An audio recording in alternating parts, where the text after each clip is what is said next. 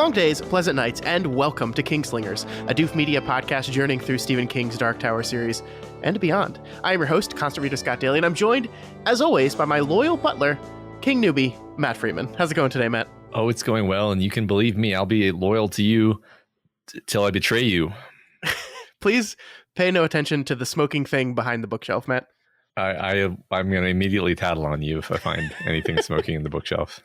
This week on the show, our final show of 2021, The Eyes of the Dragon continues with chapters 25 through 45. This week, we learn of Thomas's secret spying location and see Flagg's plot to remove both the king and his heir unfold. Matt, what did you think of this week's reading? It continues to be extremely fun. We get into just some fantastic intrigue, I think is the word that I want to use here. Just very, and also, I think my two favorite parts this week, the intrigue and the character psychology, which of course King always excels at. But sure, this was a time where I found like most of my notes on the script concerned the like psychology and like the group psychology and the individual psychology of Flagg and Peter. And it was just really, really great, really sharp. Yeah, there's a lot of that going on. And I agree that the quote unquote intrigue is really good in this particular. I mean, like the plot itself doesn't really move forward that far. You know, like we kind of ended last week knowing that Peter was going to be found guilty, and we finish this week with Peter found guilty. And so like you could say this is really the inciting incident of the story, right? And yet it's 2 episodes in, 150 pages in, and we've just finally got to that inciting incident. But I think it is so, the characters are so compelling and the intrigue is so interesting, even though we know how it all is gonna play out. Yeah, I feel like among the many superpowers King has is knowing which parts of a story are actually the story. Sure. And skipping over or summarizing the stuff that isn't crucial. Yeah. What you're talking about is like the trial itself. I love that little section this week where King's just like, so the trial happened and that's not really part of the story. So yada, yada, yada, guilty. Yeah. It's literally just like, and then he delivered the verdict. I love the wording. Yeah.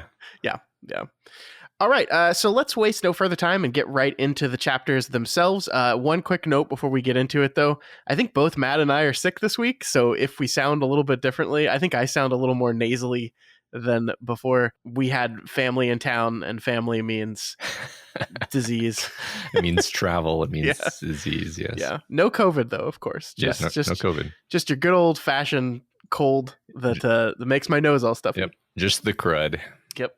So sorry about the nasally. Maybe you can fix that. Maybe I'll fix it in post. I'll fix the nasaliness, and you won't even know what I'm talking about. Nasal filter that is in. That's probably going to be a thing soon. Yeah, you're totally right. Like it's kind of wild that it isn't already. All right, so let's begin with chapters 25 through 45. Our chapters this week begin right where we left off last week, with King explaining how Flagg showed Thomas a secret passage to the titular Eyes of the Dragon. And right off the bat, Matt, I love this opening beat of these chapters. If you had asked Flagg straight out why he had shown Thomas that place and the secret passageways which led to it, he would have been able to give you no very satisfactory answer.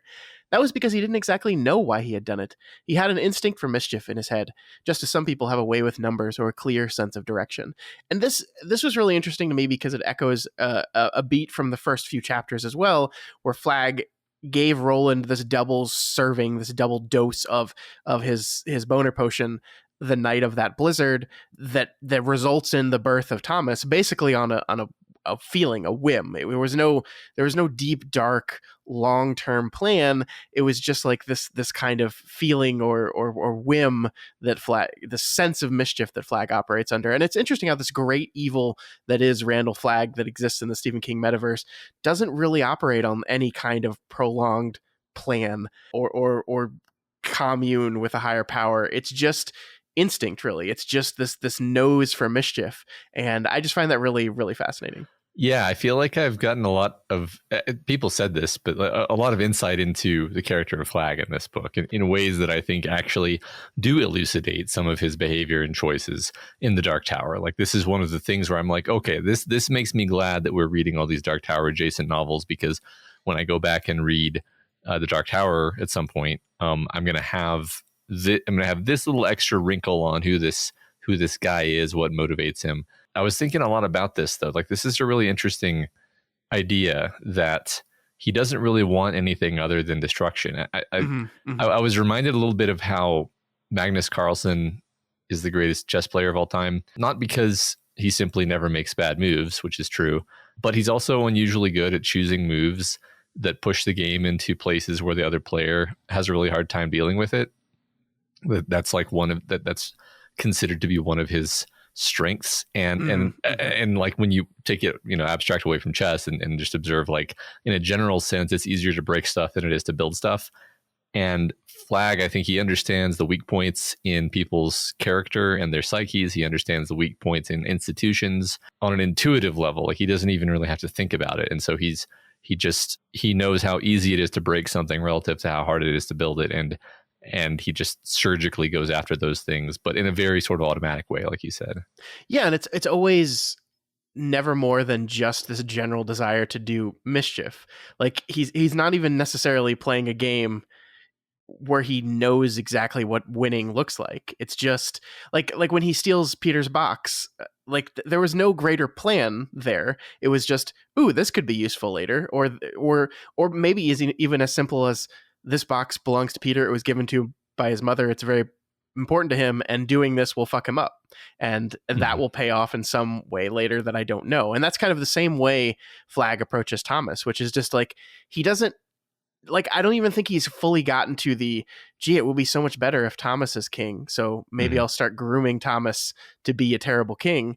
It's just, he like feels like fucking with him a lot, and he does that constantly throughout his entire life. I think this is really important, actually, because we talked last week about this whole concept of nature versus nurture, and is it the conception of Thomas and Peter that defined who they were, or the ways in which they are raised. And I think this week kind of puts that to bed, because we learn here that basically his entire life, Flagg has continuously like popped into Thomas's room and into Thomas's life every time the child was feeling particularly glum or sad or upset about something, and attempted to, quote unquote, cheer him up, which never actually does that. It includes scaring him half to death with bats and showing off the kingdom's treasure while noting that none of this will ever belong to him, and other fun, field trip activities such as those.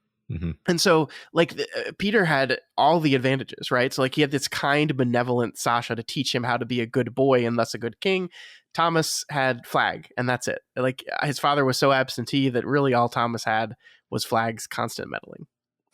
Yeah, I mean, you could even say that it's remarkable how not horrible Thomas is, despite Flagg's meddling. Yeah, I mean, he's not a great person, but as the text has pointed out over and over again, he's not an evil boy. He's not a bad boy. He's a complicated character and a complicated person who's gone through a whole lot. Yeah, exactly. There's something just so tragic about all of this. Like, I love you spoke a little bit earlier about the psychology that these chapters really get into, and I love this bit about children's minds being wells. The text says, "Do you think it's strange that Flagg would know something about Thomas that Thomas didn't know about himself? It really isn't strange at all. People's minds, particularly the minds of children, are like wells, deep wells full of sweet water.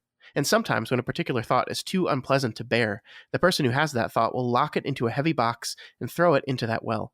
He listens for a splash, and then the box is gone. Except it is not, of course. Not really." It's great stuff. Yeah, it really is. It's the sort of thing that makes me want to give this book to my kids to read, because like, it's just really good psychology, and King's he's explaining it more directly than usual.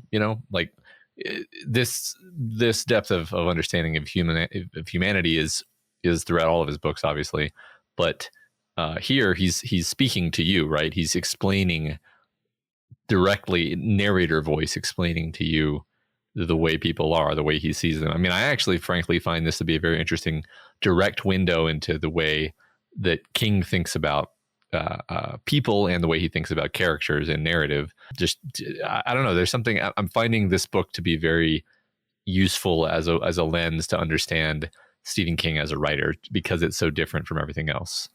Yeah, and as a human being, right? I mean, there's like, he's kind of revealing an interesting angle on what childhood is. This is one thing King has written so much about, is the difficulties and the challenges and the struggles of childhood. And here we have another little window into it. And of course, I think this lockbox thing is not the first time we've seen it in the King universe, right? I think you and I watched Dr. Sleep not too long ago. And I know you haven't read the book, but the movie takes this concept from the book of locking these ghosts of Danny's past into these lockboxes. And here we have again this idea that you're gonna, take an unpleasant thought or a memory and lock it away in this box and try to get rid of it. But of course, it's still there. Of course, it is.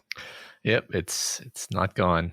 And then there's this moment here where Flagg takes Thomas to this top of the tall tower, and he shows them this beautiful view of the town below right before he lights up his finger and brings the bats to torture the boy. And this is so tragic to me because we get this moment. His heart swelled with the beauty of it, and he turned to thank Flagg. But something in that white blur of the magician's face inside his hood had frozen the words on his lips. So, again, a little beat here of look at kind, big-hearted Thomas here, who takes in the view and is entranced by the beauty of it. You can see a version of this character that grows to love this land and this kingdom and is a good king, but in those moments, every moment where something good happens and he has this feeling of a positive emotion, Flagg twists the knife and reinforces that negatively. Yeah, it's great. I keep thinking about the idea of, Lo Kamala from the Dark Tower and how Flagg, he only seems to be able to get pleasure from hurting people, just for the fun of it, just for the sake of it. And of course, as a direct effect of that, it's also, kicking this poor boy while he's down or showing him something nice and then making him feel bad about it and just completely screwing him up gradually. Yeah, and I think the pleasure he takes from it is a really important beat to highlight for sure, because I think one of the things that's true throughout this week's chapters is every time Flagg's knife slips in, every time his plan goes his way, King sets out to deliberately show that he must cover his face to hide his smile or his laughter. This is like years of manipulating and stuff paying off, and he almost spoils it by smiling or laughing. He's taking such carnal pleasure out of it that he can't even keep his facial expression straight. The only way he can stop it is by putting his face in front of his smile. And if anyone was paying even a little bit more attention to him, they might snuff that out immediately. Yeah, I'm going to have a bit to say later about the idea that it almost seems unbelievable that people will be this dumb. But I don't actually think that's the case. I just at times it does seem like you're come on, why are people putting up with this guy? But I think it does make sense when you step back from it. Sure. So we finally get to the story of how Flagg showed Thomas the hidden passage that will lead to the viewport to the eyes of the dragon. I love at the beginning of the scene where the scene starts with Thomas upset. His brother was amazing at geometry and he's terrible at it, so he's once again upset. And so he's playing with something called a bugger lug bug. And we see here he's kind of torturing the poor insect. He's made a cell of school books, and he opens one side and lets the bug think it's got a avenue to escape, and then at the last minute moves the book to retrap it. So he's kind of cruelly toying with this thing a little bit. Yeah. First of all, I love the name Bugger Lug Bug. It's so good. Yeah, it's great. Second, I think this is a wonderful way of also kind of making us feel what Thomas feels, because kids kind of play out the things that they observe and the things that they feel. And, is this what Thomas observes? Is this what Thomas feels? Is that he's in a world of, shifting walls that always move to block its path whenever he tries to grow in some way? Yeah. I don't know. No, I think that's where my mind was going to. I love that. It's this subconscious kind of learned behavior. I think you're spot on with that. Yeah, because King doesn't just put in random things, right? Right. Yeah. And it shows the way I think the cruelties that you suffer are then passed down, right? That he is. In this instance, he's doing it to a bug, but you kind of see the vision of what Thomas the King will be like if the way he's been treated his entire life is cruelly tortured and having the walls move right in front of him just as he's about to escape. Then how is he going to treat those people? How is he going to treat that kingdom? That he feels did this to him. Yeah, this is just the way he sees the world, right? All right, so Flagg leads Thomas to a secret passage, and then we get this, and I wanted to highlight this just for a couple of reasons I'll highlight in a sec, but This wasn't a wall at all. It was a huge door. Thomas's jaw dropped. Flagg slapped Thomas's bottom. Quick, I said, you little fool, he cried in a low voice. Maybe it's because the last two stories we've read, both Everything's Eventual and Low Men in Yellow Coats, have been stories in which touch and physical contact have been such a key part of what the child characters have either been needing or craving. But the slapping of Thomas's butt here stood out to me as this really this violent violation of Thomas in a way that, I don't know, like if I hadn't read those stories before, it might have just been, I'm like, oh, what a dick. But like it really stood out to me this time as like where King once again reinforcing this idea of the kind of physical touch that like Flagg should not be touching. He's a fucking prince, right? He should not be handling him this way. He should not be touching him this way. And yet he does. Yeah, it's definitely, a rude and hurtful thing, which I think would hurt the feelings of a child, especially if they kind of thought like this old man is my friend, and then he hits you like more or less casually, right? Like it's not even important. Like it's a complicated thing, but like there are certain gestures that a person can make, be it saying something or doing something physically, where it's like, oh, there's no way you would have ever done that if you didn't like deeply disrespect me, Sure. And this is that kind of thing. Exactly. And it's very hurtful when that kind of thing happens to a child, I think. Sure. That's a good point. And I think one of the things that like Peter, who is used to being treated like a prince and like the king in waiting, would have had a comment about that specifically. Like that's not how you treat the prince. That's not how you treat your future king.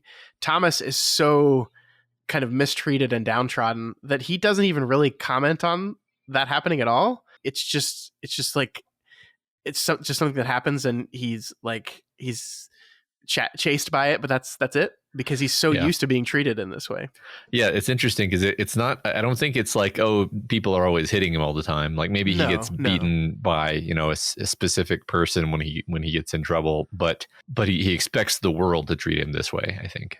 Yeah, I mean, like, there is punishment that's doled out, but at the discretion of the king. Like this is like people don't just walk up to princes and just start beating the shit out of him, right, or just putting their hands on them. Generally, it needs to be at the discretion of the king himself, and this is not that at all.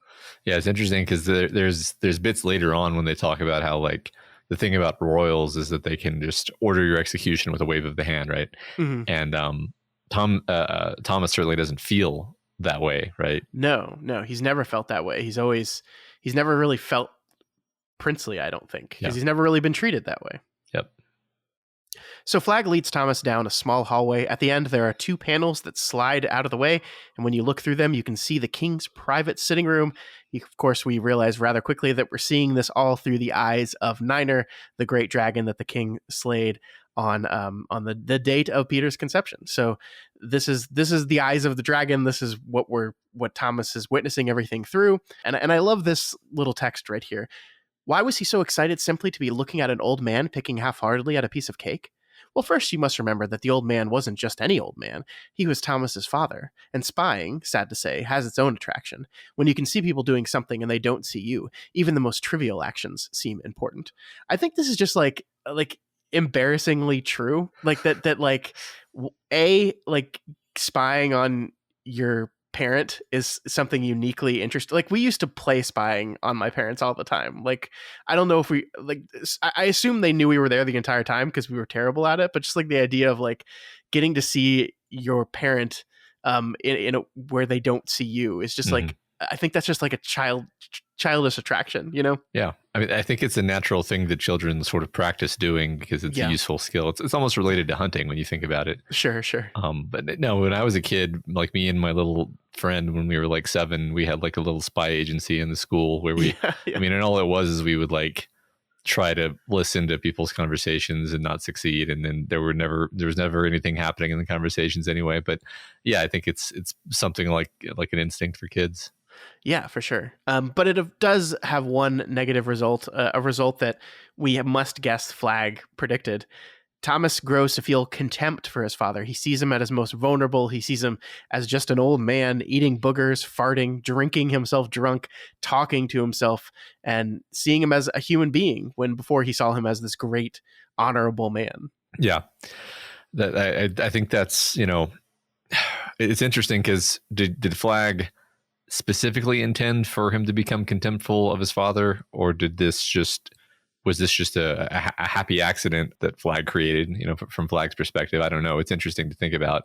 I think it's interesting, particularly because, contempt is the opposite of love. Sure. And, you have Peter who loves his father quite a lot. And this directly contrasting with Thomas, who begins to feel contempt for his father. And there's an interesting kind of mirroring dichotomy there.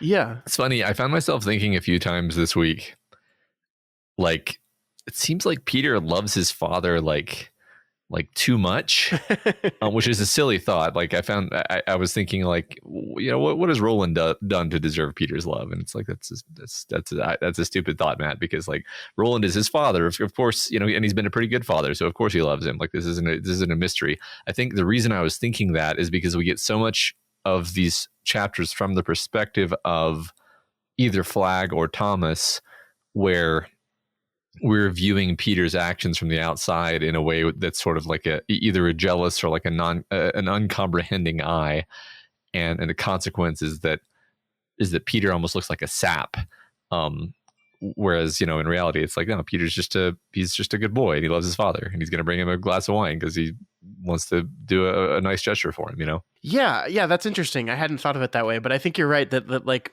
we spend the majority of this week outside of Peter's perspective until we move specifically to his reaction to everything that he's being accused of. Mm-hmm. And it does make him look kind of stupid in a lot. Like he is very easily manipulated by a great many people in order for things to go the way they went. And I don't think he is. I think he's a kid. I think he's a rather young kid who's been pretty sheltered in his life, and so I don't know. I think that's interesting though. Yeah, no, I just to touch on the idea that like he's being dumb. Like I felt that at a certain points, but when you step back, you're like, no one would ever suspect Flagg of doing this, because why on earth would he? Like his motive makes no sense, right? Like his motive is so insane that no rational person would ever think like, oh, Flagg is probably poisoning the king, and then he's going to frame Peter so they can elevate Thomas. Why?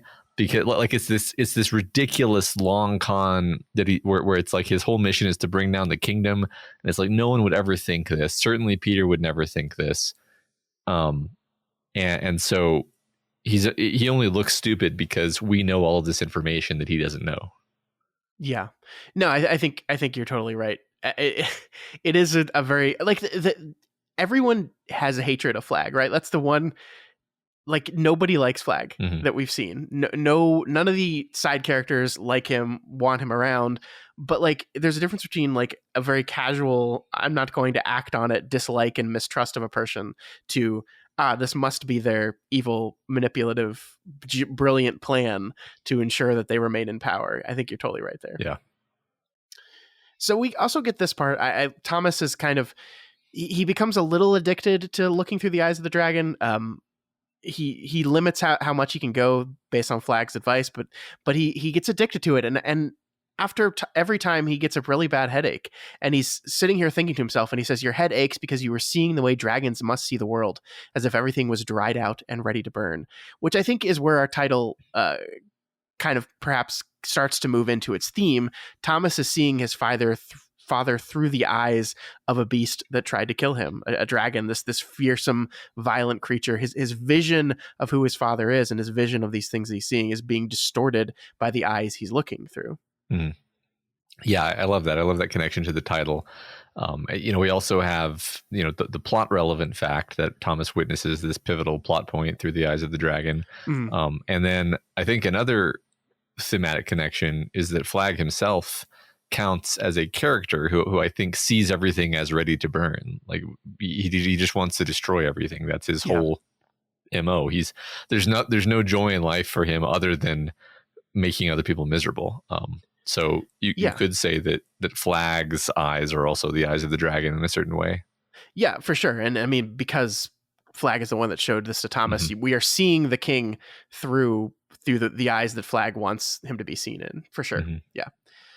I love that. Yeah. So we then hear the story about the last time Thomas had spied on his father before the night of the poisoning. This is the time that almost made him quit doing it forever. He goes and finds his father drunk and enraged, babbling and screaming.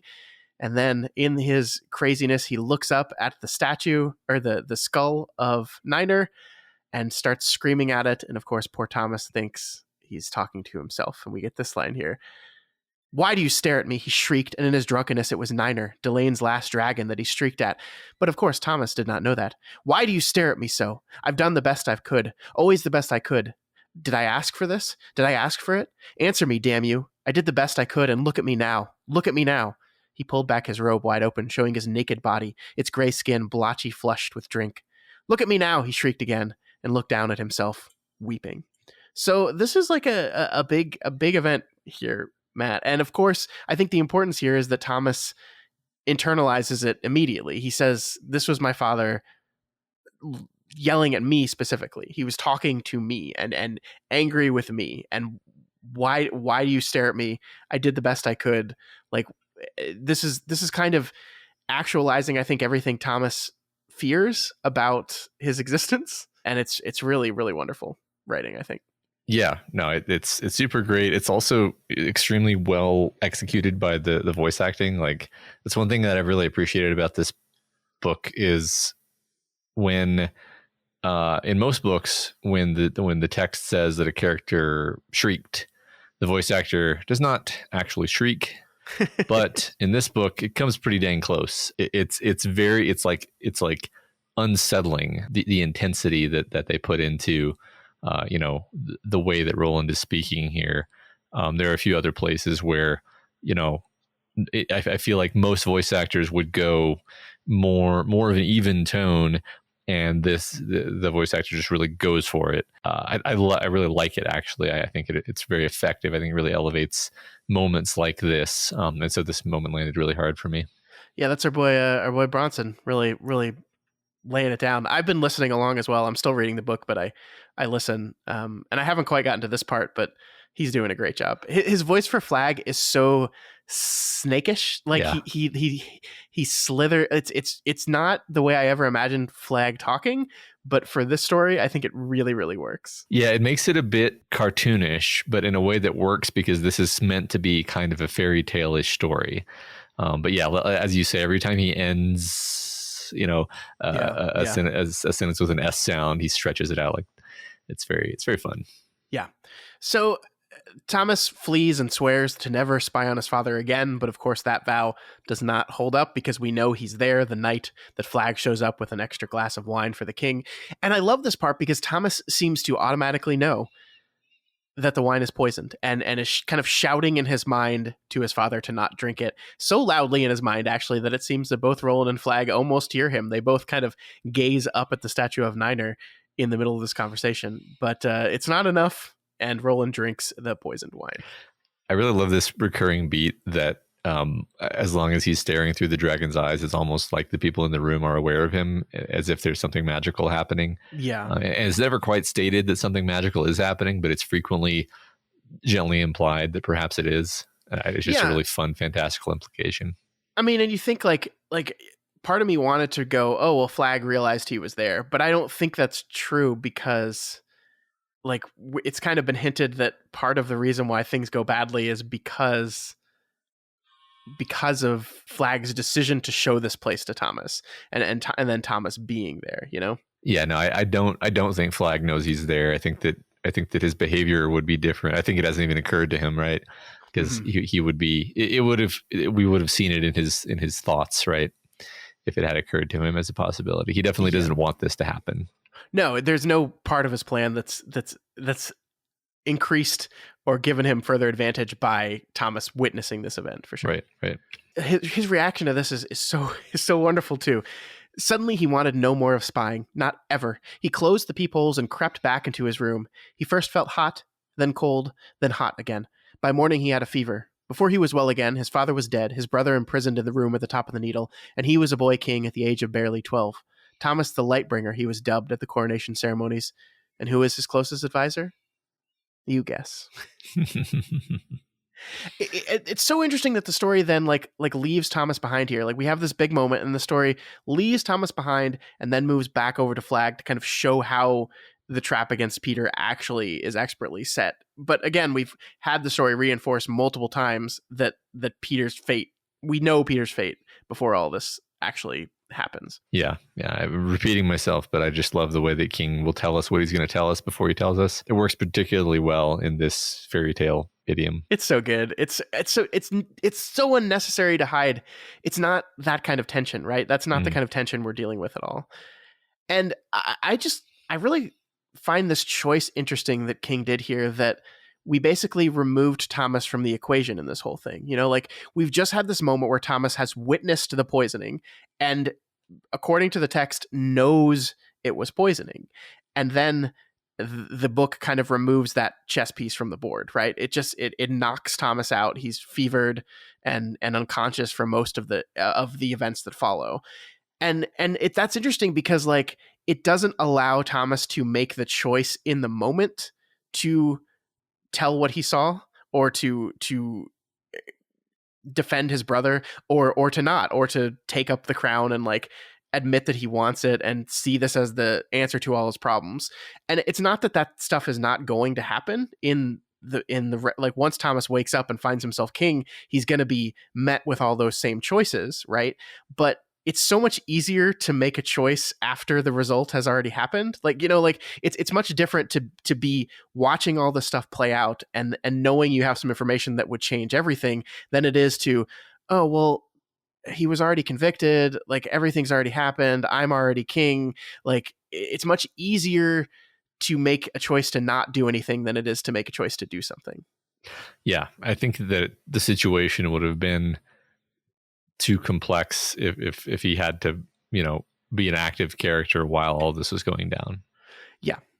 I really like it though. I think it just makes all this stuff work more because you're right. The complexity, there would be way too much going on, especially since we know the outcome already. There would be way too much going on if we had to also deal with Thomas's internal indecision of what he's going to do at this moment. And also, you know, maybe our Thomas, you know, maybe he would have you know, gone to Peter and told him what he saw, and then things would have played out differently. Like we can't actually just trust that Thomas would have made the wrong choice. Sure, absolutely. And you know, it's just kind of a twist of fate that he happened to get the fever, or you could say that it was the magic of, you know, the eyes of the dragon. Like he saw his father's death basically, and you know, in some magical way, this knocked him on his ass and made him ill. Yeah, I wanted to ask you that question. What do you think here? It seems it's an awfully plot convenient fever here to just witness this whole thing and then suddenly get a fever. Like that seems like something beyond just natural occurrences. What do you think? I mean, I'm thinking that when you're seeing through the eyes of the dragon, it's somewhat magical. Like, you Sure. know, like for example, he just seems to know that the wine is poisoned, and that could just be intuition of like, you know, profound distrust of Flagg and just understanding that this guy meant ill. But it could also be like maybe when you're seeing through the eyes of the dragon, you see the truth that is in people's hearts, or you just see things as they are in some magical way. And so, you know, this allowed him to just see, you know, clairvoyantly, you know, the touch, however you want to say it, that Flagg was trying to murder his father, and he couldn't articulate that, but he could just like, you know, see it, and that this was such a powerful experience that it actually made him sick. You know, I think this is all like well within the bounds of kind of the tropes that we're playing in. So Sure. Yeah, no, I think you're right. I agree with you on that one for sure.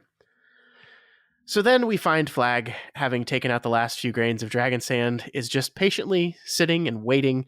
He's reading some books in this very pleasant evening that is described as outside. The wind screamed and gobbled.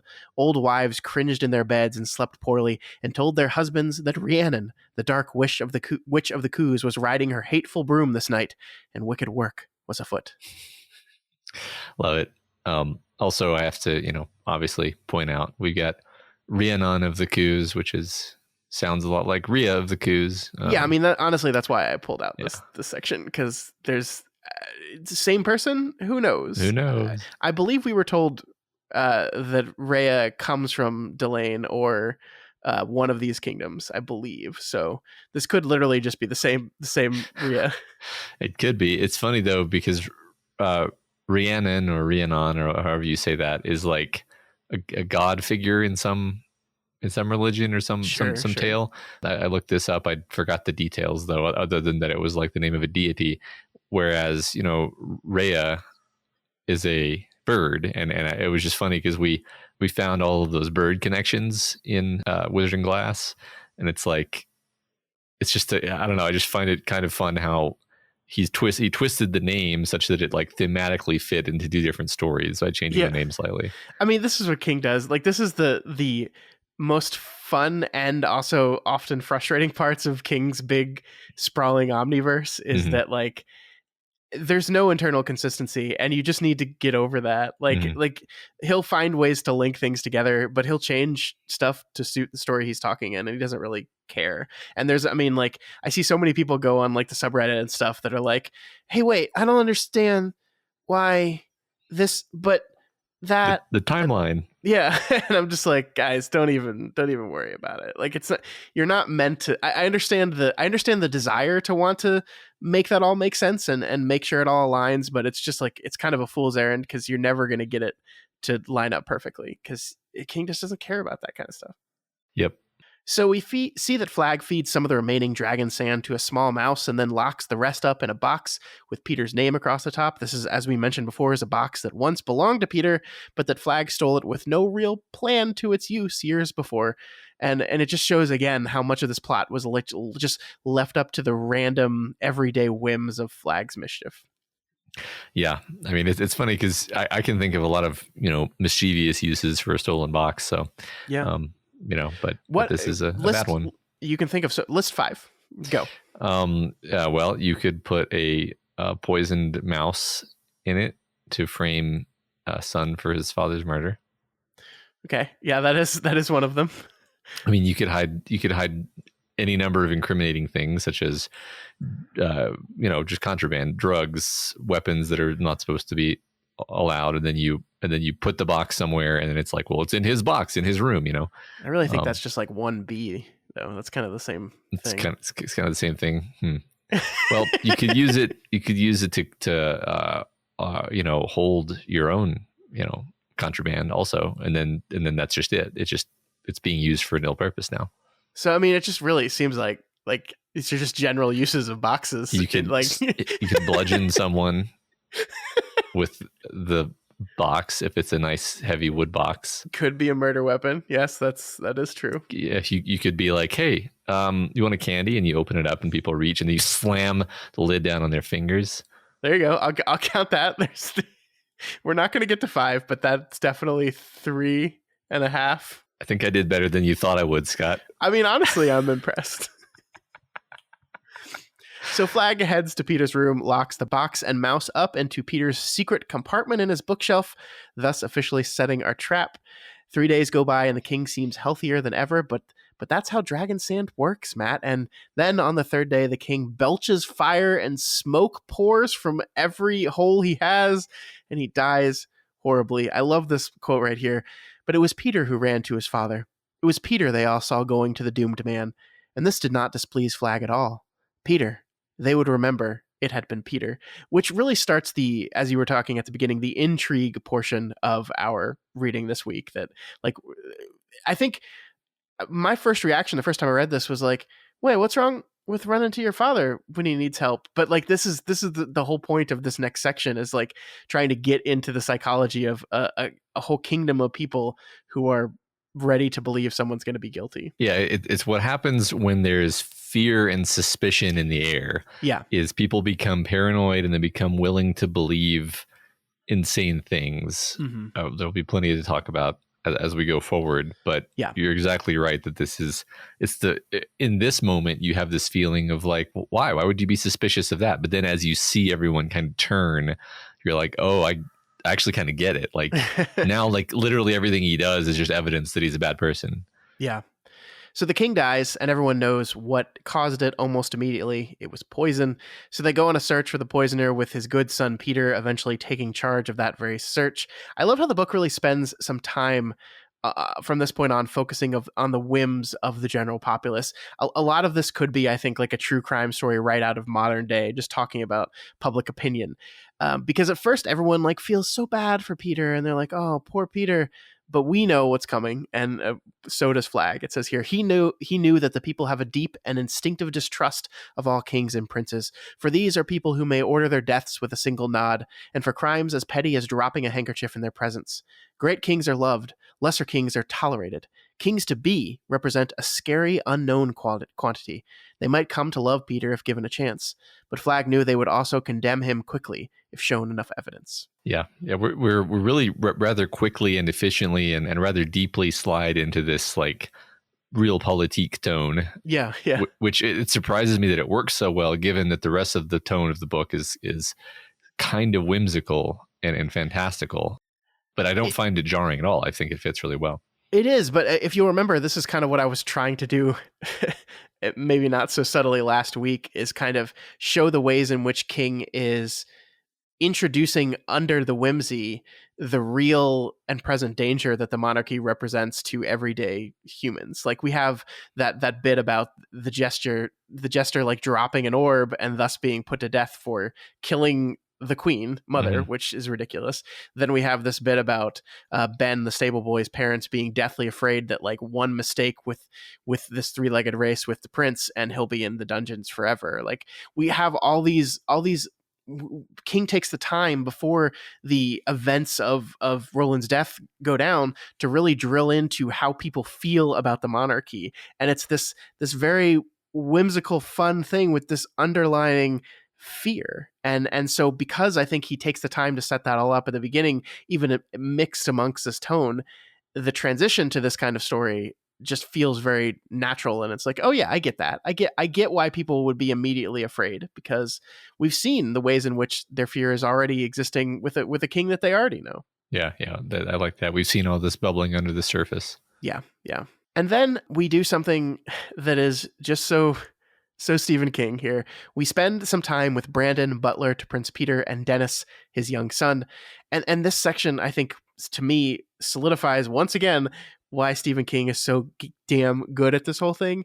Because plot-wise, all we need from Dennis is to find the dead smoking mouse and box of dragon sand in Peter's bookcase. That's all we need. He finds it, he reports it, and then boom, our plot ball is rolling. That's one sentence, right? The butler was cleaning the room and saw smoke from behind the shelf. Book done. But that's not enough for King. So instead, we take all this time to learn about Dennis and Brandon, learn about their deep love for Peter, who is as good as any master they've ever had, only shouting at Dennis one time, which is perfect because it's when he forgot the prince's napkin. And so we understand why Peter lost his cool at that. And then we get this wonderful kind of speech about their understanding of loyalty. It says, "Tell you something to always be remembered, Danny," he said to his son on many occasions while in this comfortable state. "There may be as many as a dozen things in this world which lasts, but surely no more, and maybe less. Passionate love of a woman don't last, and a runner's wind don't last, nor does a braggart's wind, nor does hay time in the summer or sugar time in the spring thaw. But two things do last, is one, royalty, and another, service. If you stick with your young man until he's an old man, and you take care of him proper, he'll take care of you proper. You serve him, and he'll serve you, if you take the turn of my mind." So here's these two people that we are introduced to them via their fierce loyalty, their pride, and their job. They are all things that King allows us to experience in these characters, and it makes the discovery of the smoking box in Peter's room much more than just Flagg's trap being sprung. We feel the weight of the knowledge on the people that probably love Peter the most outside of his direct family. And they also stand the most to lose, really, if this is true. Like it's this really intensely dramatic situation where if this is true, then it has terrible implications for their lives. They have incentive to even want to hide it, but at the same time, if they're caught hiding it, that could be far worse for them. So it's this real conundrum. I mean, I kind of opened up with a joke about how they just immediately ratted on Peter, but it's like they're in this like incredibly vulnerable position, actually. Yeah. And they're doing, I think, the rational thing to save their own skins. Um, Yeah, but we understand why it's such a hard decision for Yeah. them, because I think if we had just been introduced to butlers that found evidence of murder, we wouldn't question it. We just go, yeah, they're going to report it. But like, King wants us to feel it. And so we get to know these two men. We get to know how much they like their jobs and how much they're good at them, and their pride in all this stuff, and their loyalty and their understanding of loyalty. We take the time to discover all this and spend time with the men as they debate what the hell they're going to do with this information they have. Yeah, this stuff it's the heart of the drama of the story. Mm-hmm. You know, we've got love and loyalty and tension with suspicion and betrayal. These are the themes of the story, and thus, of course, it makes perfect sense we're focusing on this butler family who has this great love and loyalty, and we show how indeed you can successfully undermine and destroy love and loyalty if you have planted the seeds of suspicion. That's like exactly what this book is about. It's about suspicion. Yeah. So Dennis finds the mouse and the remaining poison and heads to his father to figure out what the heck to do. And this is another choice that King makes that I just love. I love how he structures the immediate beat to beat moments of this novel, because we see Dennis find the poison. We see Dennis go and wait for his father. We see Dennis's father come home and them get into conversation about it. But then the book pulls back. So instead of directly going into that room with Dennis and Brandon to see what they discuss and what they talk about, we first zoom out and show what the next 24 hours will look like to a random citizen of Delane. And I think that's a really wonderful, fascinating choice that allows us to never lose. We never get too bogged down into the individual players to lose the kingdom-wide scope of this whole thing, which I think is really important to exactly what you're talking about, to the demonstration of how these people can be manipulated and how the mob can change so quickly. Mm-hmm. Yeah, it's another example of King basically telling us the consequences of what happens and then showing us how it happens, and keeping us on the hook for that, because we want to know how it happened. We already know the consequence. We just want to understand the details. Yeah. But I mean, it's so important because it's not just what Brandon and Dennis think of Peter, right? Like that is certainly part of it. And it's certainly an example of a specific example of how minds can be changed and loyalty can be thrown asunder. But we need to see the larger picture of it. We need to see the kingdom wide feelings of it. And so like, I love this part. As the small hours of the morning stretched out endlessly toward a dawn that she felt would never come, a new rumor began to supplant all the old ones. It was incredible, unbelievable, and yet it was asserted with more and more assurance until even the guards at their post were repeating it to one another in undertones.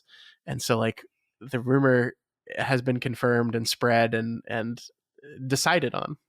Yeah, you really do buy this change in vibe throughout the city as everything turns on Peter. It really reminds me of the way that we kind of litigate things in the court of public opinion in our current world. Like we still do this exact thing. In fact, maybe we're even worse about it now.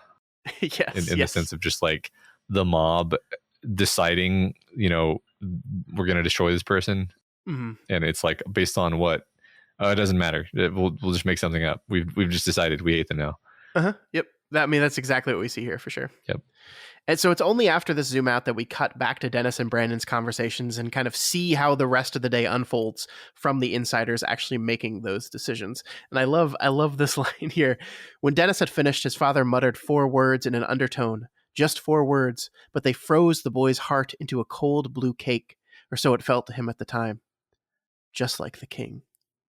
I love the imagery there. Froze the boy's heart into a cold blue cake. Mm-hmm. It's so good. Yeah, I love it. And so the two butlers go to Anders Pena, the Justice General of Delane, with their evidence. Pena calls forth Peter to discuss the charge, and we get this scene here. Peter was stunned, flabbergasted. You must remember that he was still trying to cope with the idea that his beloved father was dead, killed by a cruel poison that had burned him alive from the inside out. You must remember that he had been leading the search all night, had had no sleep, and was physically exhausted. Most of all, you must remember that, although he had a man's height and breadth of shoulder, he was only 16. The stunning news, on top of all else, caused him to do a very natural thing, but it was a thing he should have avoided at all costs under Pena's cold and assessing eyes. He burst into tears. Uh-huh. Yeah, it's so sad how this continues to play out through everything that follows, because it's Yeah. like this is just a very natural response, right? Yeah, I mean, one of my like greatest completely irrational fears that I have is being charged for a crime I did not commit and then like sealing my fate by reacting the wrong way, quote unquote. So this was an especially powerful scene for me, right? Like I think the importance of the scene is that up until this point, Pena really didn't believe that Peter was responsible. That like if Peter had reacted differently, he probably would have just been like, oh, whatever, yeah, it's fine. Let's just crown him and move on. But him crying here, that's what truly seals Peter's fate. The fact that he reacted, quote unquote, wrong to these charges, that this is the guilty way to the charges, Pena decides to look into the investigation further. Yeah, I mean, once again, this reminds me of real life, where in real life, so, like someone will commit a crime and everyone will decide whether they're guilty, on Twitter, or for that matter, the film Gone Girl, which is about this phenomenon of like, the main character of that film being, mild spoilers, not actually guilty, but he Ben Affleck just plays him in a way where he seems so smarmy and unlikable that everyone decides he's guilty. Yeah, I mean, we all become armchair psychologists like the second we're dealing with the appropriate way to react to a tragedy that has happened, especially if you were the one accused of committing the tragedy.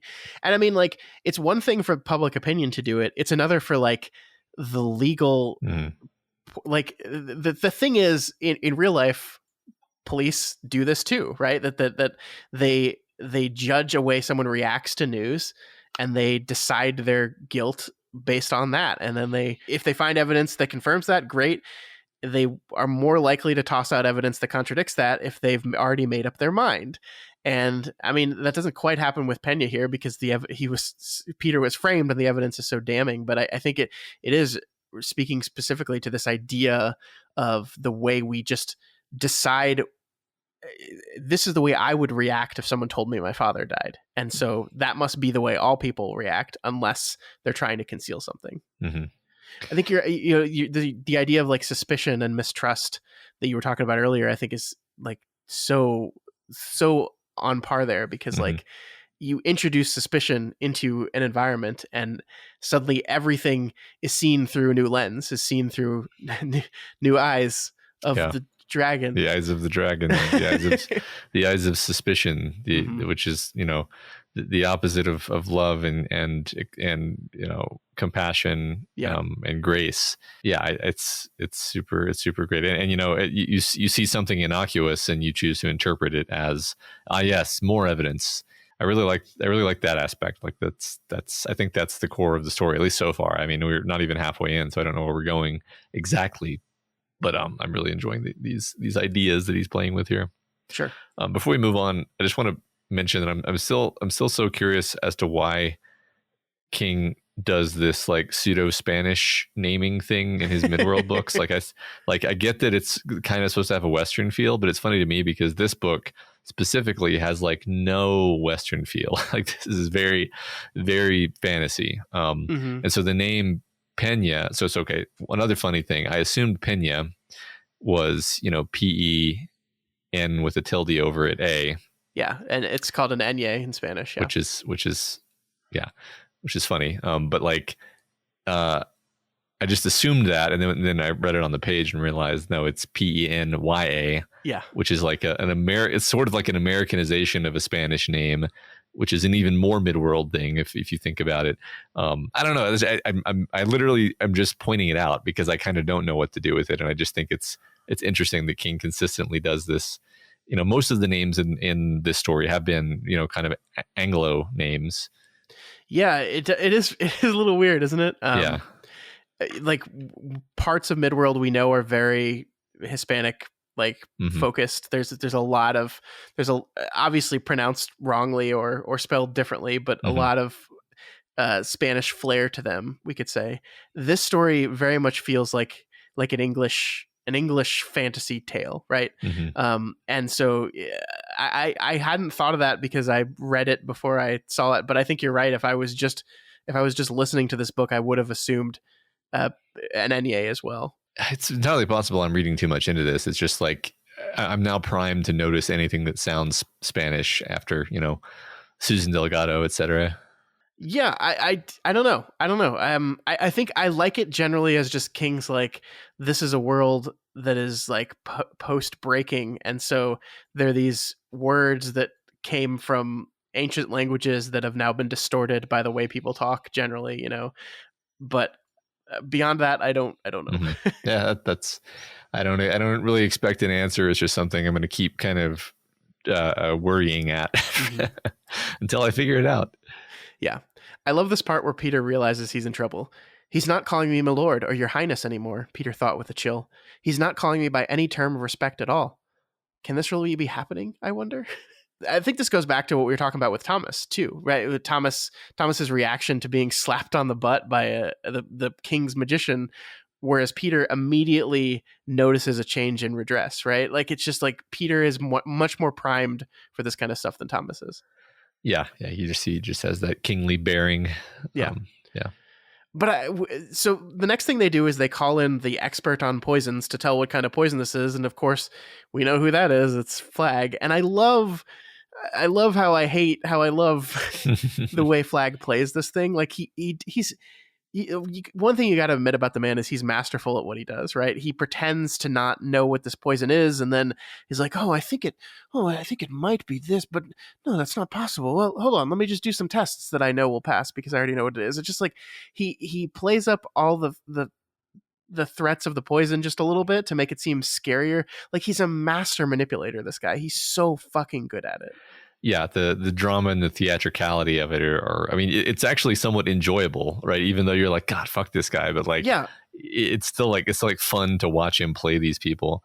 it's exactly like last week when we were like watching him handle the dragon sand, and we were like nervous for him even though he was doing a bad thing. Like just you can't help but be kind of absorbed. It's like any story of watching a guy be really good at their job is always interesting. Like I don't know, like there's something you really enjoy about watching a person like do their job really well, and like this is Flagg's job, is to be a manipulative shit, and he's really fucking good at it. And so you do take, despite yourself, you do take a little enjoyment out of watching him go. This actually happens a lot where the villain the villainous character or the character doing bad things, even if they're not the villain, will garner sympathy simply by being a badass, because we like to watch people who are good at things, like you said. Yeah.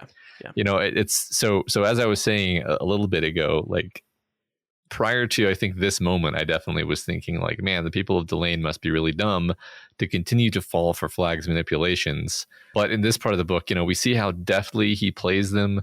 It made me realize, number one, he's really subtle. He's playing it just right. He's being theatrical, but he's not overdoing it. And then number two, he knows it's easy to play people against each other and to engender suspicion amongst them when people are afraid. And he set the situation up so that people are worried. They're worried about what's going to happen to the kingdom. They're worried about what's going to happen to themselves individually. They don't know what's going on, so there's uncertainty. It reminded me of a lot of the thematic stuff from Hearts in Atlantis, where it really jumped out to me in that book in particular that I don't think King thinks that people suck. I think he recognizes that people can suck when they're frightened. People will do terrible things when they're frightened. And what we're seeing here is Flagg has made all of these people frightened. And so he's giving them their answer. He's saying, what will make you not frightened anymore? I've solved the problem for you. Here is the solution. And it's Peter, and we're going to solve this, and everything's going to go back to normal, and you don't have to be scared anymore. And people will grab onto that like a life raft. Yeah, totally. You're 100% right here. And I love the way in which King has Pena kind of inch close to maybe sniffing out a motive in Flagg. Like he's looking at Flagg and he hates this guy. He fucking hates this guy. And he says, Peter will have no truck with this weasel when he's crowned, Peter thought. He got just that far, and then his thoughts derailed dismay because the chances of Peter's being crowned seemed to be growing slimmer. So like he almost gets to the motive, right? He almost like that Randall is going to, or Randall, Roland is going to die, and Peter will become king. And Peter will immediately get rid of Flagg. He knows that to be true, and he's correct in that assumption. And so like he just can't quite get further to, and therefore it is in Flagg's best interest to make sure Peter is never crowned.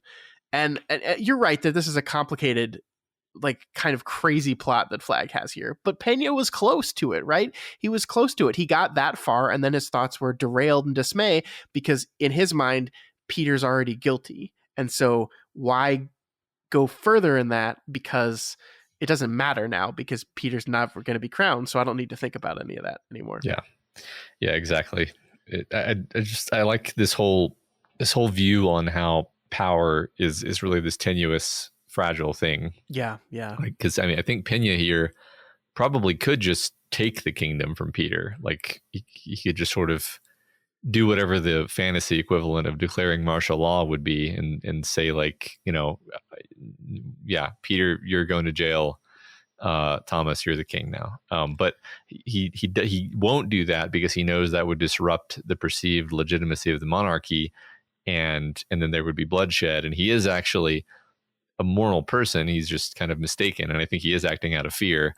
But it's very interesting to watch this character walk this delicate line where he really is trying to do what he thinks is best for the kingdom. It just so happens that he's been manipulated. Yeah, and on the other side, in this meeting, we learn that technically Peter's already king. That like the coronation ceremony is just a formality. He's already king. He could literally just say, "I order the investigation into me closed," and we're moving on. But his side has the same difficulties there. Where a king that seizes power and shuts down an investigation in themselves, while they could get away with it, could have repercussions that would echo out and destroy the kingdom. And so both of these people are kind of like caught in this thing where both of them believe what they're doing is right and are doing the non-selfish thing. And that's just feeding into the manipulations of this man behind the curtain. Mm-hmm. Yep. Yeah, because what Peter decides to do here is he puts the crown aside temporarily to allow himself to be tried for the murder of his father. I love this moment where Pena, like, he's so convinced of Peter's guilt that he decides that he does this because Peter is arrogant and arrogantly thinks that they will help him cover up the murder that he committed. Not because of the totally rational one is like, I believe I'm innocent and it's for the good of the kingdom if I allow myself to be tried and tested on my innocence. And that just goes to show you how much perceived guilt and suspicion can cover up everything. Yeah, I mean, like somebody standing with their head held high denying the charges just looks like bold-faced arrogance if you're predisposed to think that person is guilty. Yeah, and I mean, like, again, we have to remember that Roland was in failing health, and Peter is like the most beloved, respected, kindest person in the world, right? And so it's like the book hits this beat a few times where it's like, well, yeah, but to a young person, 5 years could be like 30. And so he wants it now. But like, what is he not like? There's no logic to it, but it's completely born out of that suspicion and fear you were talking about. Yep. The trial is to be held on the next day. Peter is brought back to his room where a guard spits in and then drops his food to the ground. We lick it up, the guardsman said. Lick it up like the dog you are, which again is our recurring beat of this dog god duality that has been established here. I love that King keeps returning to this imagery. It's really, really affecting. Yeah, that's fantastic.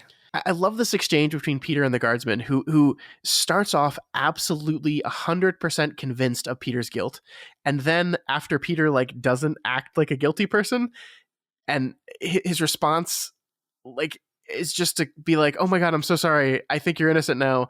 Like this idea, like this the fickle nature of people, right? Like that we see in this guard that was like just told a rumor by some people and believed it 100% and then talked with the guy the rumor's about for 5 minutes and then has completely changed his mind about it.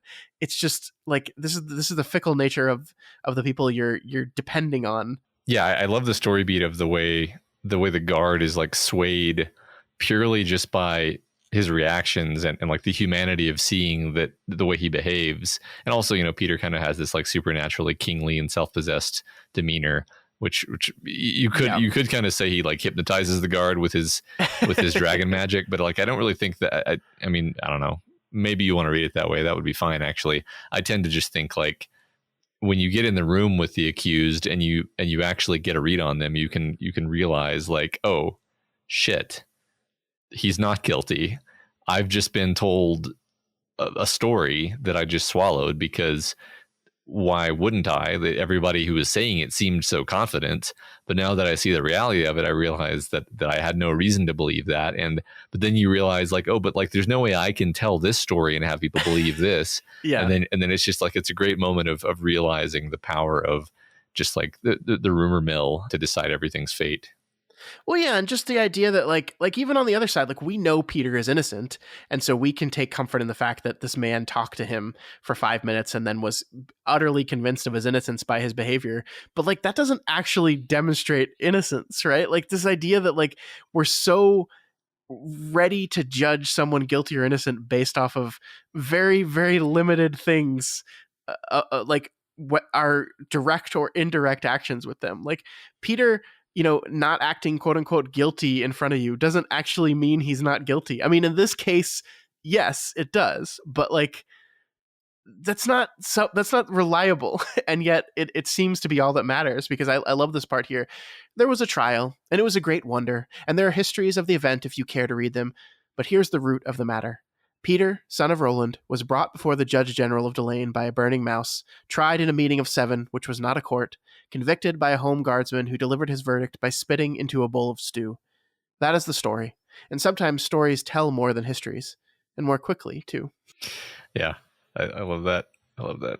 I mean, just to say it straight out, like the point here is that the matter was entirely decided by people's suspicion and sort of back channel rumor mongering, which is all been planted and instigated by Flagg.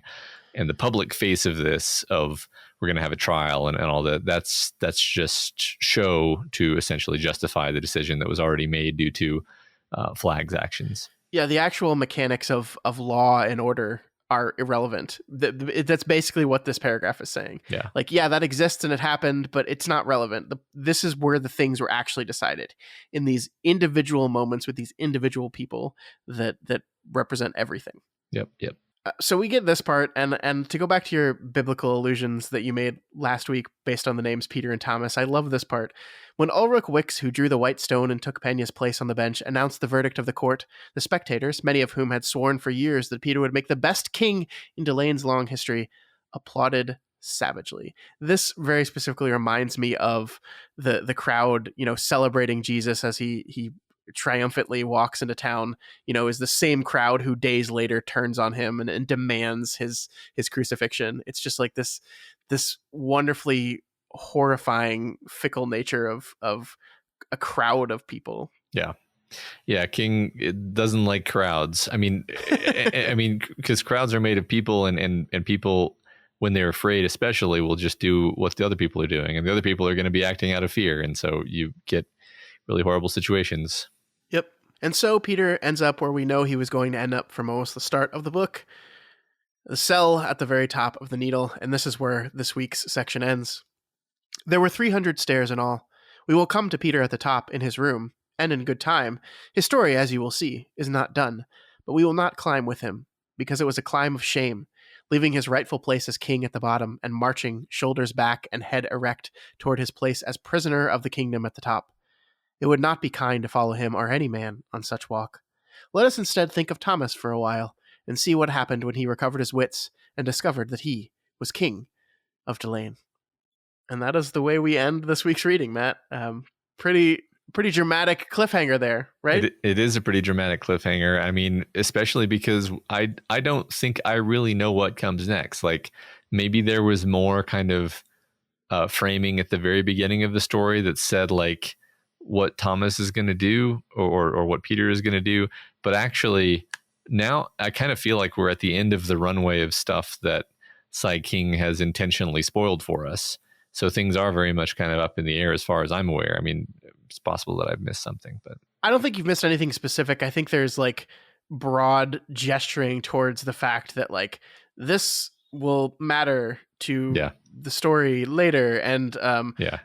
will like we have this gesture, like the decision with the dollhouse, right, is a thing that we don't know how that's going to matter. Flagg's choice to show Thomas, like the story has gestured at some of these things, but you're right, like it's why these first 45 chapters feel like setup for the, like you could argue the death of Roland is the inciting incident of this particular story, and it's just King has taken his time to set this up, because that's kind of what he does. I'm reading 11/22/63 right now, and no spoilers, but it's a book about a guy going back in time to prevent the JFK assassination, and I am 400 pages into this 900-page book, and we're just like in Texas for the first time.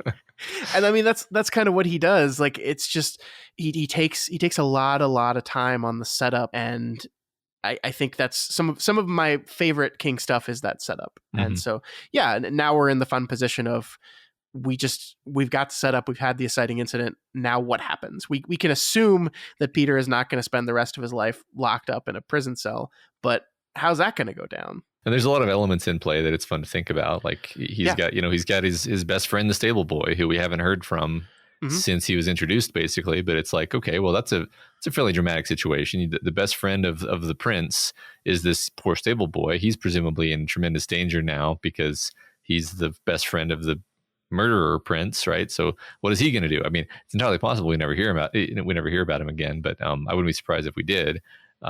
There's a bunch of stuff like that where, like, we've introduced characters who have certain motives and know certain things, and so there's definitely a lot of space to play in now. For sure. But we will have to figure out where that goes next week, because that's it for us this week. Before we go, we do have our discussion question from last week, which was, Matt, what was the discussion question? Discussion question was, what is your favorite fantasy setting? Is that it? Kingdom. It's right here. Fantasy kingdom. It's written right here on the script, sir. It's right there. Favorite fantasy kingdom. Would you read the first answer, please? I will. Baby Can You Dig Your Sam says, my favorite is Middle Earth, but I'd rather talk about a few others. When I graduated from my Atari to my Nintendo, I was utterly captivated by the Kingdom of Hyrule and Link's quest to save the princess. Rupees, ocarinas, and a catchy tune kept me playing for hours. Second mention, Florin from The Princess Bride. So many awesome settings, including the Thieves' Forest, the Cliffs of Insanity, and the Fire Swamp. That story had everything and remains one of my all-time favorite books and movies to escape into. Definitely, we've gotten so many answers over the years between this show and we've got Worm also, where people mention The Princess Bride, the book. Of course, everybody loves the movie. I know the movie. I've never read the book, though, and I'd love to read the book. We got to do that. We got to book club that book. We should put that on book club. You're exactly right. Yeah. And of course, Ocarina of Time was a really fantastic setting because it was like the first big open. I mean, I don't know if open world is the right term, but it felt like the first big immersive 3D fantasy world game. Like, it was just mind blowing at the time. Yeah, I'm gonna say something that makes me feel really old, but kids today don't understand how like transcendental that game was the first time. Like, I lost my mind. Yeah, it was an incredibly powerful, like, emotional experience because it was more immersive than anything had ever been by like an order of magnitude, because it's like 3D and it's funny because it looks like shit now, but like it's still fun to play though. Like my kids played it on my old N64 actually. Anyway, I wouldn't say it looks like shit. It just looks polygonal. You're right. I shouldn't say that because it looks beautiful in its way. It's just, it's a cartoon. Yeah. Steve D also answers the Kingdom of Florin from The Princess Bride. He says, as a kid, I watched the movie all the time and was just as fascinated as Fred Savage, the Dread Pirate Roberts, the Fire Swamp, the sword fights, Andre the Giant. This kingdom had it all. I was thoroughly intrigued with the prince as an antagonist. The royalty of the kingdom were supposed to be the good guys, but here was the prince looking to marry our sweet Buttercup, have her murdered, and then blame the neighboring country to start a war. Yeah, I think that's an important moment in every child's development, is realizing that no, the monarchy is not always the good guys, and often the bad ones. Yeah, quite often, really. Yeah. All right, Pear Jane says, my favorite kingdom is hands down Fillory. While Lev Grossman's Magician series is deeply problematic in a lot of ways, his writing is extraordinary, and his flawed characters are so profoundly human and grow in such wonderfully flawed human ways that I can't help but love every moment of the books. Fillory is the real version of Narnia, not the one storytellers gently roll out to kids to teach them how to be good little boys and girls. I read the first 2 Narnia books as a kid and found them to be insufferably boring and goody two-shoes. So Fillory's crudity, humanity, and wonder strikes me as the perfect blend of what you get when you get what you wish for. I love those books. I love those books so much. Yeah, those are really good books. We've never really talked about them in a proper doof context, but those are other books that we could probably stand to go into a little bit. Yeah, we got so much book club stuff to do. We do. There's plenty to talk about there for sure. Yeah, it's funny. This is just how, like, it seems really obvious to me that the whole entirety of the Magician series is like a metaphor for getting a degree in writing and then struggling. Like that's what the magic school is like liberal arts school, but nobody else ever says this take. So it's like, is this so obvious that it's gauche for me to even say it out loud, or has nobody ever had this take before? I can't figure it out. I'm sure other people have, but I really I stop the podcast. We got to dive into this. It's been too long since I read the book to actually have a conversation about that with you, but it makes me really want to do that. Yeah. Trust me, there's a lot to that take, but we'll do that some other day. Walking Dude 22 says, I'm going to step to the side a little bit and say how I've always loved the animal kingdom on the Isle of Naboombu from the Disney classic Bed Knobs and Broomsticks. Our heroes arrive on a magically enchanted traveling bed, crash into the bay, and meet some delightful fishes with a fun musical number. Then they are hooked and dragged to the island by a fishing bear who wants to put them back because there's no peopling allowed. And who can forget Professor Emilius Brown's turn as the referee for King Leonidas' soccer game? The whole idea of a secret island ruled by anthropomorphic beasts has always just made me smile. I don't know if I've ever seen that one. Yeah, man, that's so weird because I feel like I have, but I don't remember any of this. But it's probably because I was like 5 and you don't remember things. But yeah, that sounds fun. Bed Knobs and Broomsticks. Is it a cartoon or is it live action? I mean, it kind of would have to be a cartoon. I'm looking it up. We'll revisit this. So many interesting topics today. Yeah, it's a cartoon. Okay. Yeah. Yeah, I don't think I've seen it then. Wait, no, it's not. No, it's not. What the fuck? I think that this is one of the first attempts to kind of do the thing. Oh yeah, it's the live action cartoon mix. Yeah. I think that my mom showed this to me, but I don't really remember it. So it's one of those ones, Disney was in the era where they were reusing all their animation.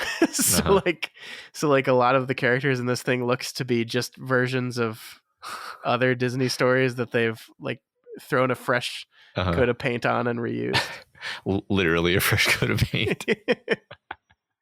All right. Next from Just Stand 8460. Oh, gee, how do you pick a favorite? You've got your Pride Rock, your Fern Gully, Agrabah, but since all I can think of is childhood examples, let's go with Fantasia from The Neverending Story. This place is rife with magic, whimsy, and even a turtle who apparently holds at least some of the earth on its back. Did they steal this from King? Let's not forget the Rock Man with his big, strong hands. And Valcor, the luck dragon, who every kid alive would want to ride, take a stop to make the acquaintance of the warrior boy Atreyu right before his horse and only friend dies in quicksand. Not dramatic at all. Then ride in a zipline basket and sprint past some strange, enormous statues for some reason that for some reason I couldn't stop looking at before they kill you with their laser eyes. I won't spoil the ending, but our hero, Bastian, not Sebastian like I thought as a kid, finds the ivory tower and meets the princess, who is cute and also about his age. I love this story still. Even though this place seemed lonely, scary, and dangerous, I got the sense that it was once vibrant and teeming with life before the nothing began swallowing it up. Or you could say before the world moved on. Oh, yes. Love The Neverending Story so much. It like there was this like type of fantasy movie that I feel like I watched when I was a kid where it was just slightly scary. Mm-hmm. I think a combination of the puppets and animatronics used and like the general tone of it, where it was like slightly scary in like a very fascinating way that just really, really hooked me into it. And Neverending Story is one of those for me. Yeah, I think we talked about this at some point recently, like the laser eye statues being something that really scared me in a fun way when I was a kid. Mm-hmm. Yeah, I lump it in with all like a lot of the Jim Henson puppeteering movies of that era of like Dark Crystal and The Labyrinth, which are just like slightly scary because they look like monsters and creatures. And I don't know, like in my brain lumps all those together and like scary 80s fantasy things that scared me, but were great. Yeah. Me too.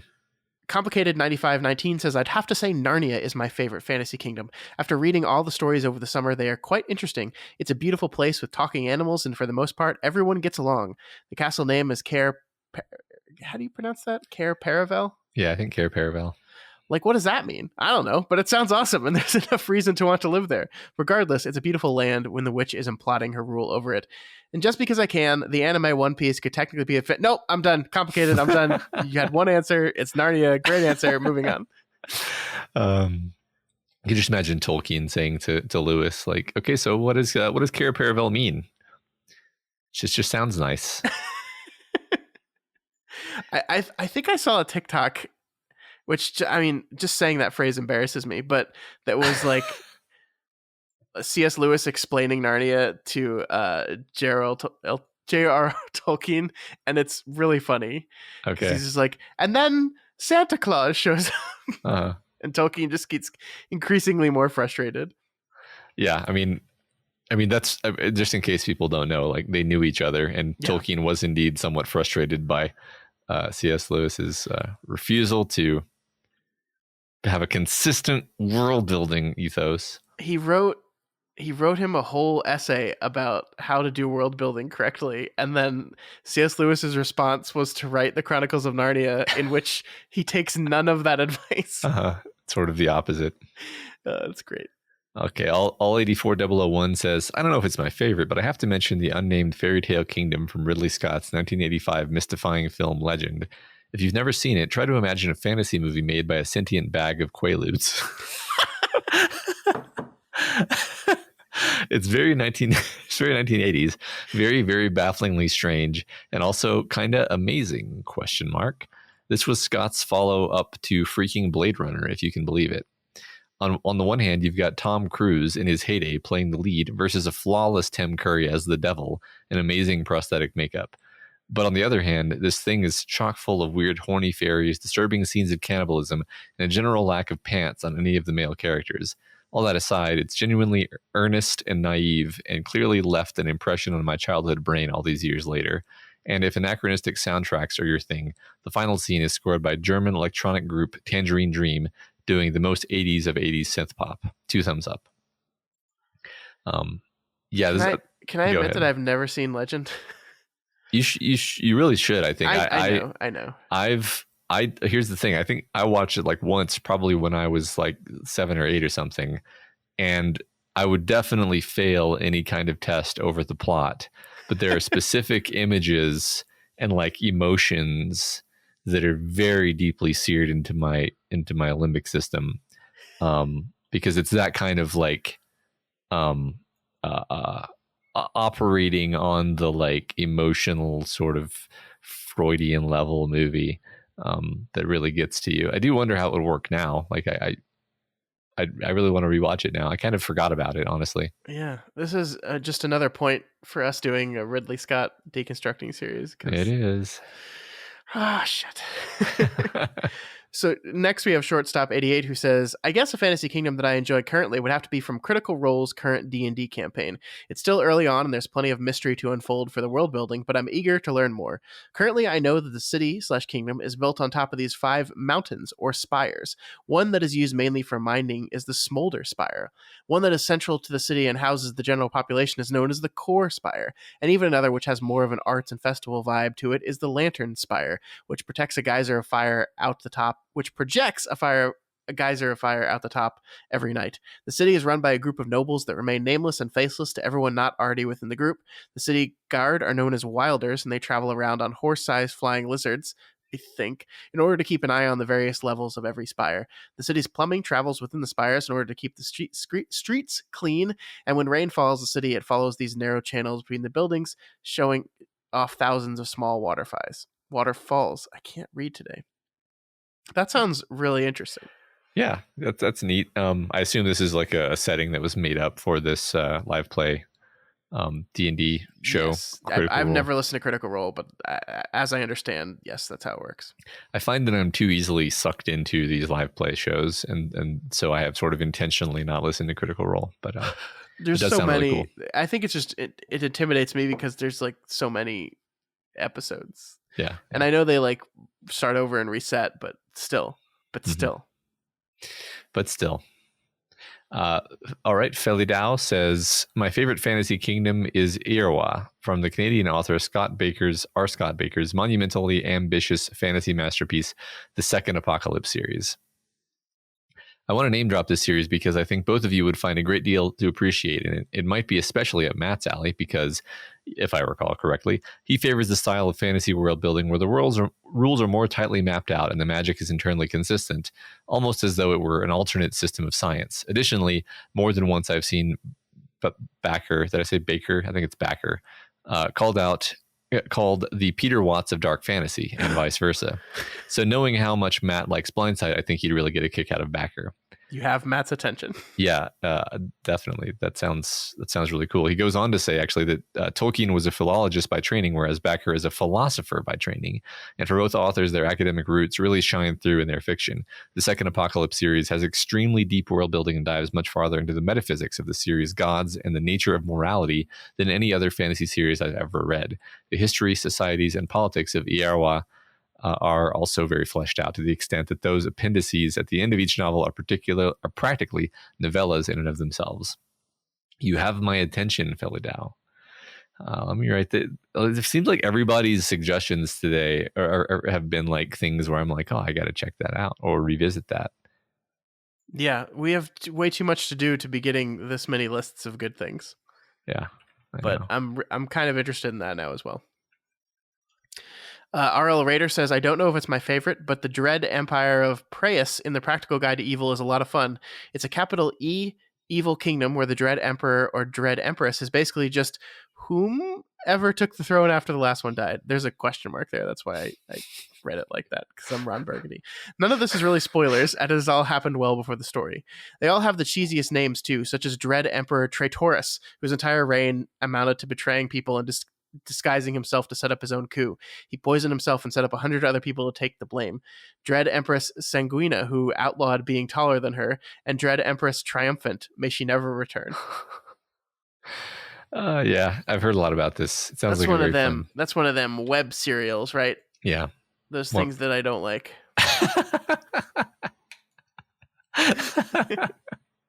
I don't even know how to respond to that.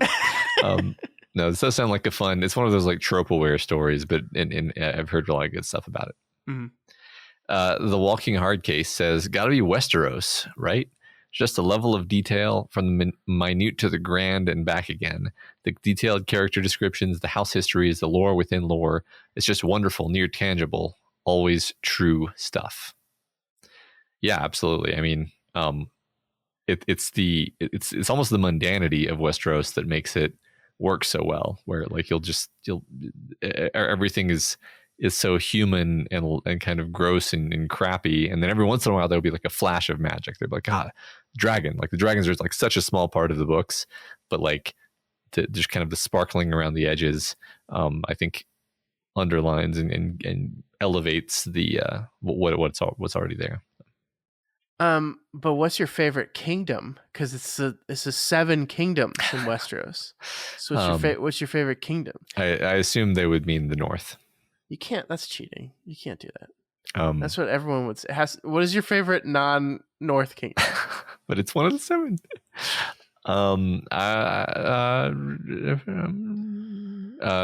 Definitely the Iron Isles. No, the correct answer is Dorne. Why are we even talking about this? Interesting. They're the best.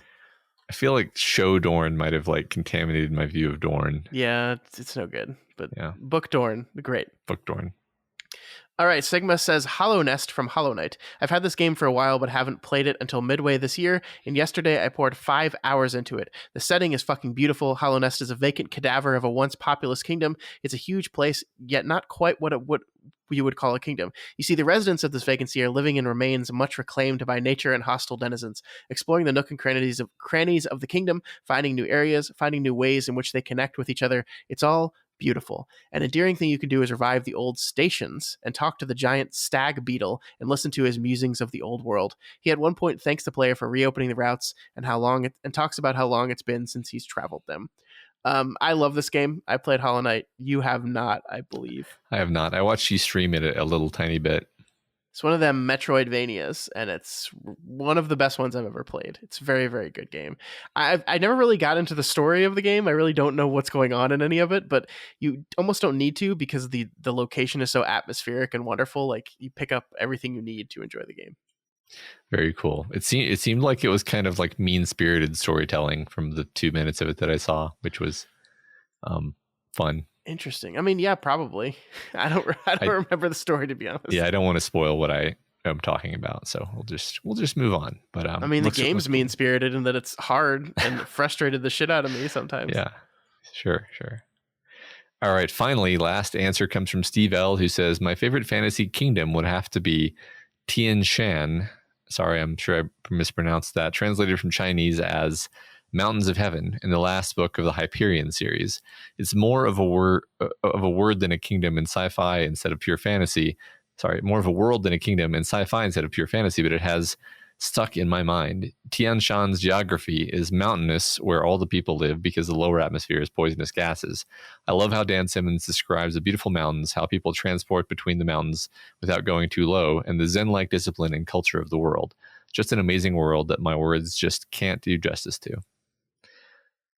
And of course, I have to say that I have only read the first book of the Hyperion series and want to read more, but have not. So yeah, because it won't win the book club votes, and everyone knows Matt and I are not allowed to read anything if it's not in the book club. That's right.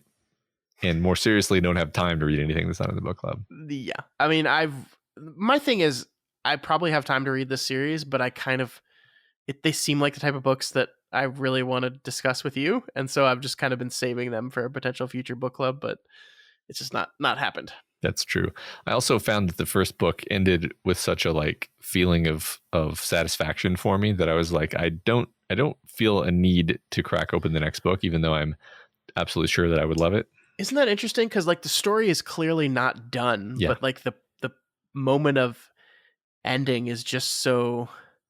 I don't know. It's just I totally know what you mean, though. Yeah. I wonder how many stories there are out there like that, where clearly there's more story to tell, but the stopping point in the story is a perfect one to where I'm indifferent towards the more. I think there's a few, because there's been a few first books of book club books that we've read where it's not that I didn't enjoy them. It's that the first book ended in a way where I was like, that was nice. And then I didn't feel hooked into the series, Sure. Yeah. It's also fun to consider that the end of Hyperion is a Dark Tower connection. Wait, why is that?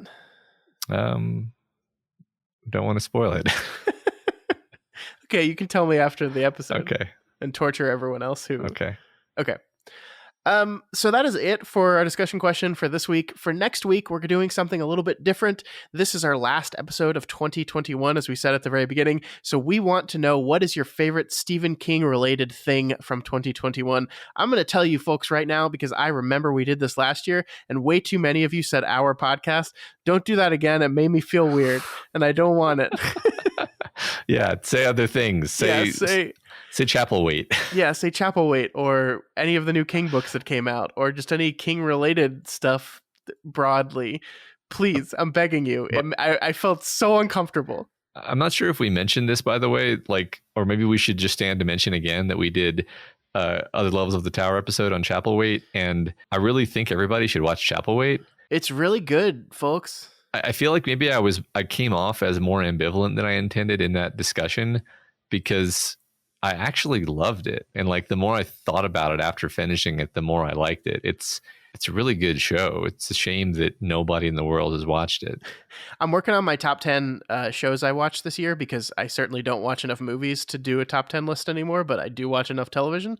And it's going to be on there, I think. Good. Spoilers. So okay, it's a good show. Yeah. All right. So let us know what your favorite Stephen King related thing of 2021 is. Please don't say us. But that is it for us here on Kingslingers this year.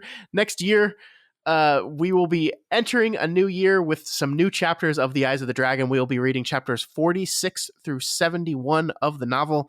I think this is our third of 5 episodes on this book, so we're slicing right through it, Matt. It's going to go fast. Feels good. Remember, you can reach out to us via email at kingslingerspod@gmail.com or on Twitter at kingslingerspod, and the subreddit at r/doofmedia is a great place to hang out to as well. Yes, if you aren't already subscribed to Kingslingers, please make sure you do it so you don't miss us talk about this excellent book next week, because it's going to be here before you know it. That's right. And if you like any of our shows and you want to support us, then please consider donating to our Patreon at patreon.com/doofmedia. Special thanks this week to new patrons, Be More Kind, spelled cleverly with letters and stuff, and Clyde W. Welcome. Man. We hope you enjoy the cool stuff we got over on the Patreon. I just lost a bet with myself because you were betting that I wouldn't get it because I'm an idiot. I did not say the idiot part, but as I was transferring this to the script, I said, he's not going to read it correctly. And be 3 more, 3K, 1 indie. 1 Yeah, no, but you did it. I'm proud of you, Matt. I'm very proud of you.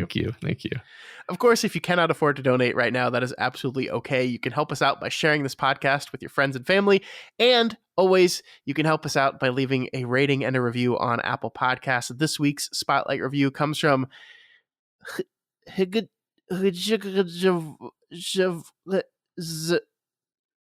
Yes, that. Who gives us 5 stars and says, "Nicely done. I started reading the series 20 years ago, and I have currently started rereading the series again, currently on book 3. When reading the story the second time, I realized I have missed and forgotten many things. When I read a story, I just follow the story. But to hear these guys dig deep in the story has been amazing. They really make the story come alive. Great job, guys. Long days and pleasant nights." Well, thank you so much.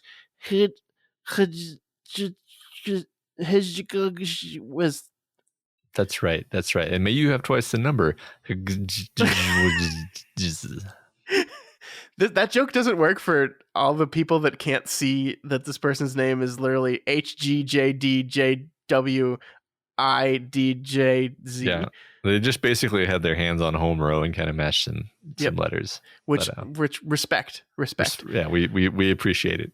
Yeah. One last note. I've been told that Spotify has finally developed their own rating and a review system. So if you are one of those listeners that listens via Spotify, now would be a really great time to go there and give us as many stars as you feel we are worthy of, since their system now stands up. And that will definitely help people find us on that system, which is quickly becoming just better than Apple at everything, which I'm not too surprised about that, but Apple Podcasts sucks now, by the way, just FYI. Spotify, is that what you said? Spotify has gotten better. Like I don't use it because I habitually use a different one, but I objectively recognize that it is a better podcatcher. So yeah, go do that. That sounds fun. That's like a fun way to pass 5 minutes.